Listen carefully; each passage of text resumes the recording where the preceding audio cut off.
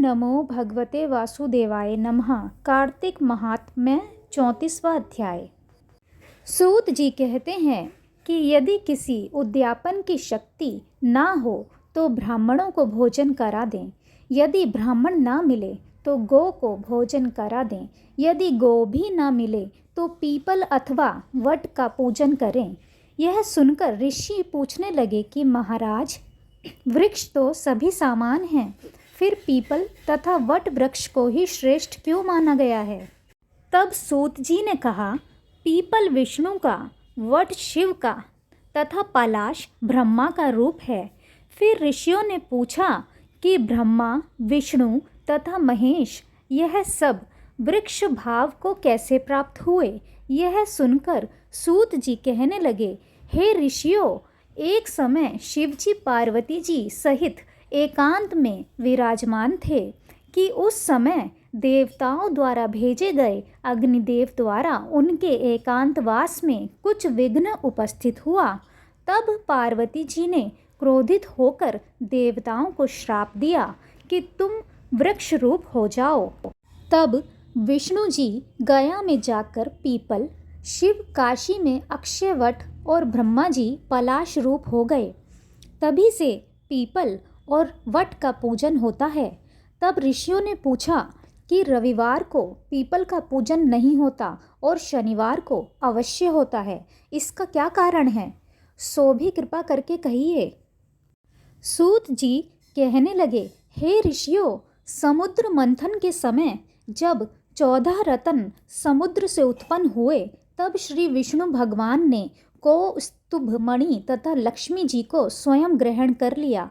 जब भगवान लक्ष्मी जी के साथ विवाह करने लगे तो लक्ष्मी जी ने कहा कि भगवान, मेरी एक बड़ी बहन भी है जिसका नाम दरिद्रा है, अतः पहले उसका विवाह होना चाहिए।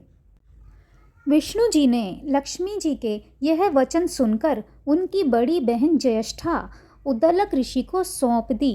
ज्येष्ठा दरिद्रा का काला रंग तथा लाल नेत्र, बिखरे बाल।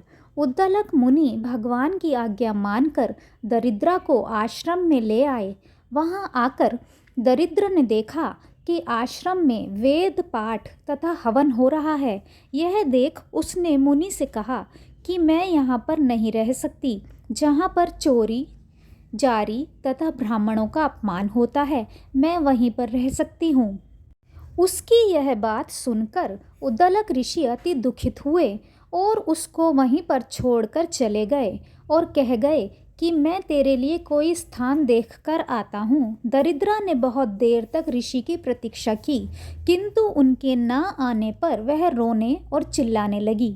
तब लक्ष्मी जी ने भगवान से कहा कि हे भगवान, बहिन दरिद्रा ऋषि द्वारा त्याग किए जाने से अत्यंत दुखी होकर रो रही हैं, अतः पहले आप उसे जाकर शांत करिए।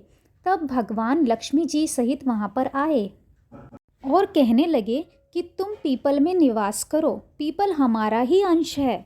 जो कोई कार्तिक सुदी पूर्णिमासी को पीपल ज्येष्ठा का पूजन करेगा वह तुमको ही प्राप्त होगा और उसके यहाँ लक्ष्मी का वास होगा। जो शनिवार को तुम्हारा पूजन करेगा और सूत टेगा उसके समस्त मनोरथ सिद्ध होंगे, परंतु पूरे दिन अर्थात रविवार को जो तुम्हारा स्पर्श करेगा वह दरिद्र हो जाएगा।